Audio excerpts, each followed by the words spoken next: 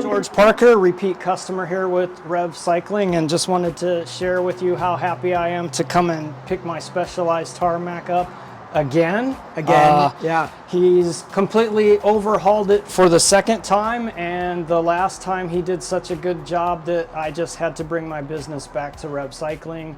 I think he's the best bike mechanic that I've taken any of my bikes to, and as I shared with him, from where I live to get to his shop, the only good way to do it is on a bicycle, but I'm willing to make that drive just to bring my business to George. So very happy. Awesome. And the reason you say that is because the bike paths, everything would be set up so perfect for the bike, but it is such a roundabout way to get here. It is. There's no highways. I have to come through Rancho Santa Fe and everywhere that all of us ride our bikes.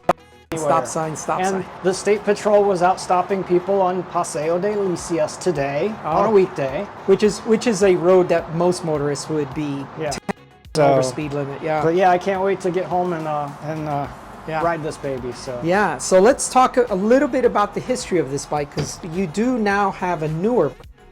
I do. So how long did you have this bike, and what was it, like 3 years ago we did a...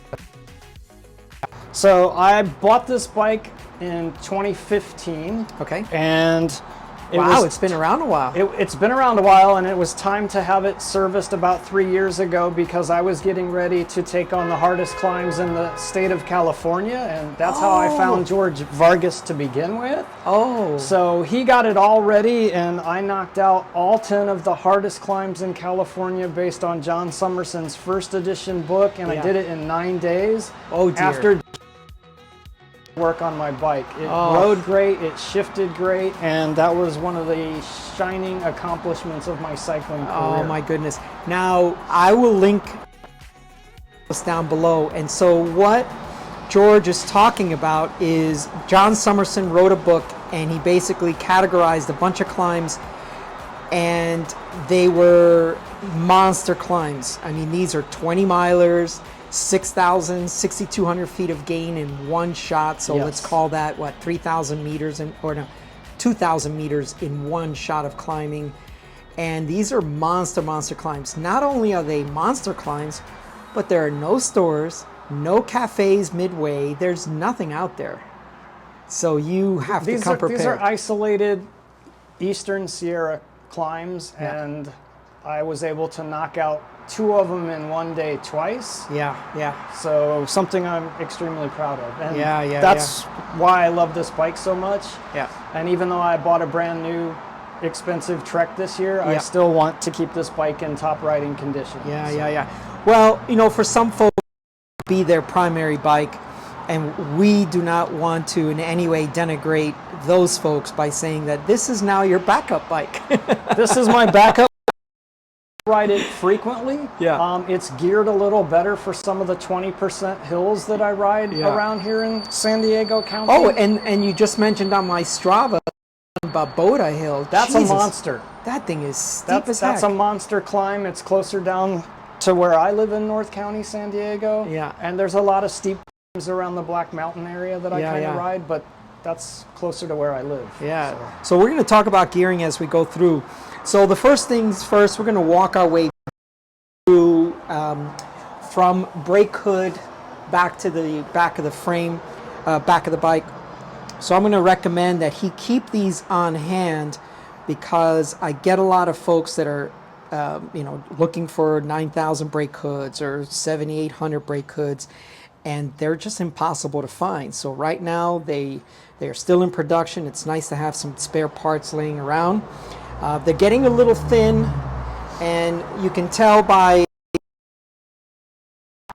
the crosshatch patterns are starting to disappear. So you want to make sure you have a set of brake hoods in stock. Okay, so I wrapped your bar tape this way the last time, and you said, yeah, go ahead and do it again. Tell me why. I like it. It just gives it a little bit more professional look because you don't have the finishing tape where your bars are, and you don't have to really worry about your hands interfering with the Yeah. finishing tape on there. And some folks have said, oh, but it's wrapped backwards, and then you feel all these ridges. In 3 years, I've not noticed that, so now I probably will. Thank you. Oh, the power of suggestion. And some of you might notice this, and that's because the last time I goofed up and I wrapped it and forgot to put his mirrors in. So I've left him a lot of extra material here so he can Thank you. trim it as as he needs to. So the other thing is too, the front brake pads were worn, but he didn't drop them off with the bike. So I left a lot of gap here so that you can put the brake pads in.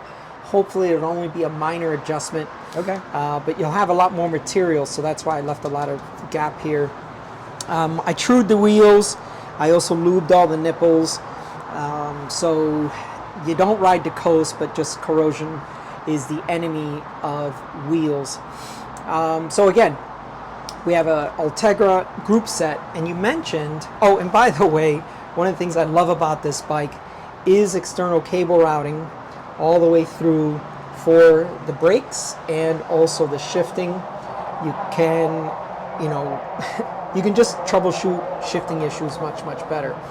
But you did mention the gearing is better on this bike. So you have a 5034 with an 1132 in the back. So this is a great group set for most folks. And if you needed to, this cage is long enough, you might be able to get a 34 back there.